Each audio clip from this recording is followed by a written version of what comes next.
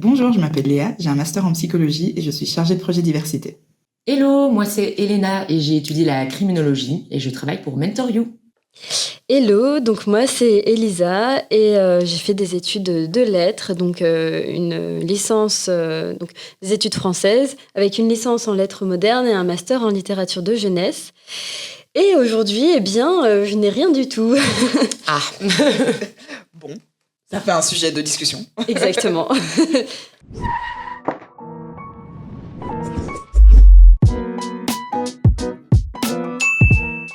En me lançant là-dedans, j'avais pas trop...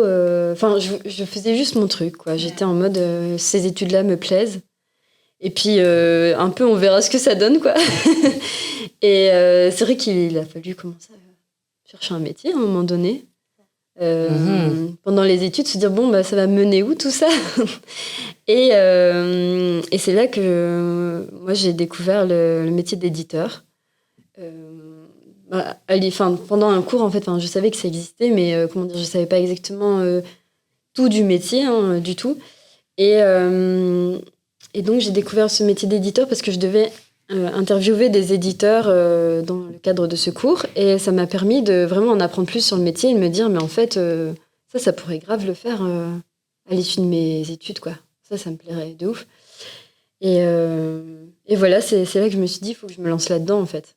Enfin, il faut que j'essaye de me lancer là-dedans. Mais à côté de ça, je n'ai pas fait un master professionnalisant pour accéder à un métier, quoi. Parce que moi, j'étais vraiment en mode... j'aime bien mes études et j'ai envie de continuer à apprendre des choses, quoi. Et du coup, pour le métier d'éditeur, c'est un peu quoi la voie classique? Est-ce que la tienne, ça fait partie des voies par lesquelles on arrive au métier d'éditeur ou il y en a d'autres? Et justement, du coup, peut-être pour toi, c'est plus compliqué, je sais pas, ou pas du tout de l'atteindre.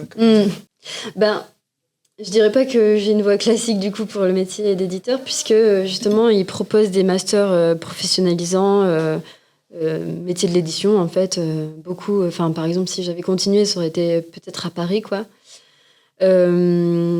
Et du coup, ouais, c'est sûr que j'ai eu des études très théoriques, quoi.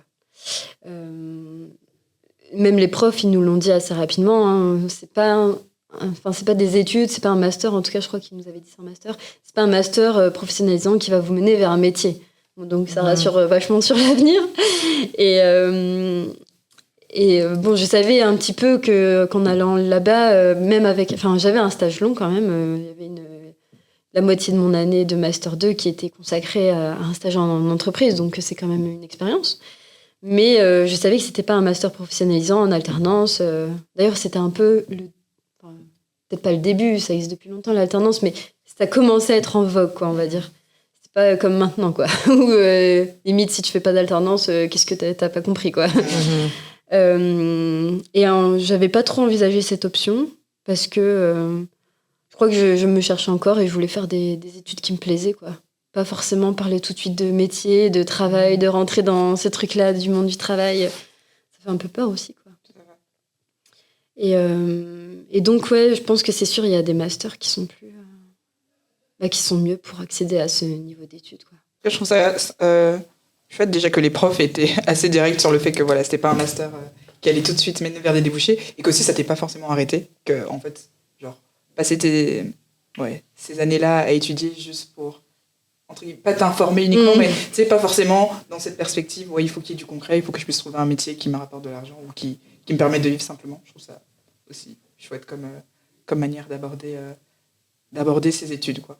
Et du coup, maintenant, où est-ce que tu te situes un peu par rapport à cette ambition d'être, en tout cas de travailler dans l'édition et tes études, ton parcours et d'ailleurs, oui, tu as un parcours français. Oui. Là, on est plutôt dans un contexte belge. Oui. Comment s'est fait la transition déjà? Oui. Eh bien, alors, où je me situe? L'édition, ça m'intéresse toujours énormément. C'est vraiment c'est le métier goal un peu, hein, mais c'est vrai que c'est très bouché, c'est très exigeant.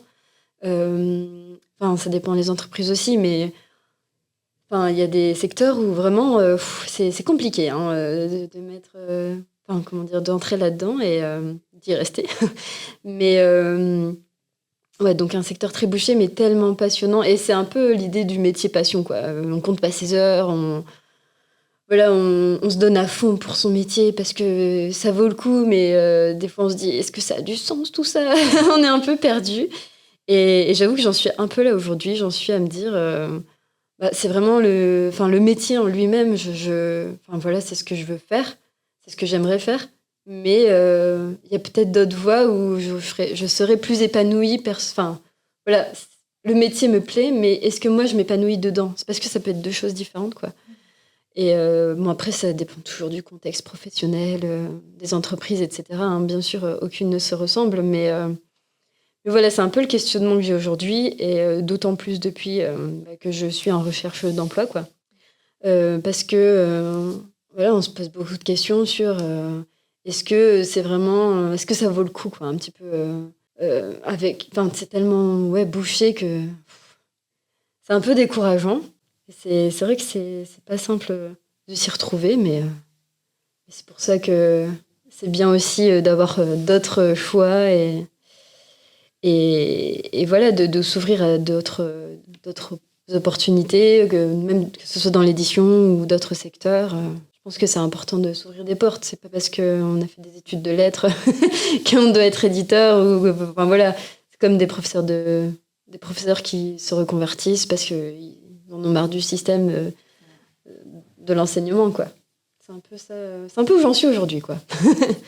Je pense qu'il y a clairement qu'en étant perdu comme ça qu'on réalise un peu les choses, et quand tu dis il y a d'autres portes peut-être à ouvrir et qui finalement dans lesquelles tu seras très confortable et super contente d'avoir emprunté ces chemins-là auxquels tu n'avais peut-être pas pensé avant, quoi. Oui, tout est possible au final. Quand on est perdu, tout est possible. C'est ça, exactement. non, c'est ça, exactement. Et puis, j'ai des idées après. J'ai d'autres idées d'orientation, on va dire. C'est ça qui est bien. En fait, on a l'impression... Mais en fait, c'est fou. On a vraiment cette impression que tout est déterminé. En fait, un peu notre vie est déterminée. Genre, il faut faire le parcours type. Il faut faire des études longues, il faut trouver son métier rapidement, alors qu'il n'y a même pas assez d'offres pour tous les rechercheurs d'emploi, quoi. Enfin... Et en plus, être sûr de soi à chaque fois qu'on fait un exactement. Choix. C'est comme tu disais, devoir justifier son parcours et tout ça, alors qu'on est encore si jeune en plus. Ouais. C'est ça, on peut se reconvertir toute notre vie. En plus, c'est vrai, je n'ai pas d'exemple en tête, mais je pense qu'on peut se reconvertir même à 45 ans, quoi. Ouais, non, c'est ça. Ah non, clairement. Que... Oui, dans le mentorat, il y a des mentees de 50 ans plus. Et en fait, moi, je trouve ça super beau de voir ça parce qu'ils ont vraiment pris du recul sur leur parcours, justement. Et ils viennent seulement de se rendre compte qu'en fait, ils n'étaient pas coincés dans le rôle et le poste qu'ils avaient, quoi. Parfois, malheureusement, ça arrive assez tard et après des embûches ou des burn-out, etc. Donc ça, c'est assez dommage que ça tire jusque-là. Mais ça mène que vers de belles choses, quoi, de se reconvertir, de se rendre compte qu'il y a plein d'autres possibilités. Comme tu disais, apprendre, c'est la plus belle des choses, et je pense qu'on peut le faire tout au long de notre vie, quoi. C'est ça, c'est pour ça que je me dis, rien n'est déterminé à l'avance, on est un peu enfermé dans cette idée, mais je pense que c'est bien aussi, comme tu disais, de se perdre, parce qu'on se rend compte que déjà, on n'est pas tout seul. Oui. Et ensuite... c'est vrai que c'est dur au début, quoi, parce qu'on se dit, tout ça pourquoi ? Mais ça permet tellement de prendre du recul sur ce qu'on veut vraiment, sur notre situation, sur plein de choses, en fait, d'avoir du temps pour soi, parce qu'on court après la vie depuis le début. Oui. Et au final, là, on a un peu de temps pour réfléchir à qu'est-ce qu'on a vraiment envie de faire, quoi. Si c'est pas l'édition, qu'est-ce que ça peut être ? Peut-être... la formation, peut-être en tant qu'enseignante, ça peut être plein de choses, quoi. En tout cas, c'est des options que j'ai envisagées. Mais plein de choses peuvent être possibles et il n'y a pas de porte, il n'y a pas de chemin défini, quoi. Mais c'est sûr que c'est pas toujours simple au début de se rendre compte qu'on a d'autres choix, quoi, parce qu'on est tellement sur ce premier choix. On est focus sur tu disais, un goal, quoi, vraiment un job goal. Et qui peut souvent mener justement vers un peu une désillusion, parce que on se l'imagine rarement comme ça l'est en vrai, je pense. Mais comme tu dis, je pense qu'il faut voir l'éventail des possibilités, quoi. j'ai surtout hâte de voir ce que ça va donner pour toi. Oui, moi aussi. Non, c'est clair. Non, moi aussi. Et c'est ça, en fait. Moi, je pense qu'il y a plein de possibilités et c'est ça qui est chouette, quoi. Mais c'est que comme ça que tu peux découvrir ce qui te plaît. C'est ça. Et puis, ça m'a permis de faire plein de projets à côté. Donc, ça, c'est vraiment chouette. Enfin, c'est chouette. Ça permet de se découvrir, d'apprendre à se connaître. Ouais. Donc, c'est important, je pense. Il n'y a pas grand monde qui ont cette chance. Cette chance. Oui, il faut le voir comme ça, en fait. Ce courage aussi. Je trouve que tu as quand même du courage. Merci. Il en faut. Oui, c'est ça. Merci d'avoir écouté cet épisode et à très bientôt. À bientôt. À bientôt. Moi aussi, je fais ça parce que je sais pas si je reviendrai. Enfin, si je peux, je reviendrai, mais... Tu peux dire ça, ouais. À bientôt.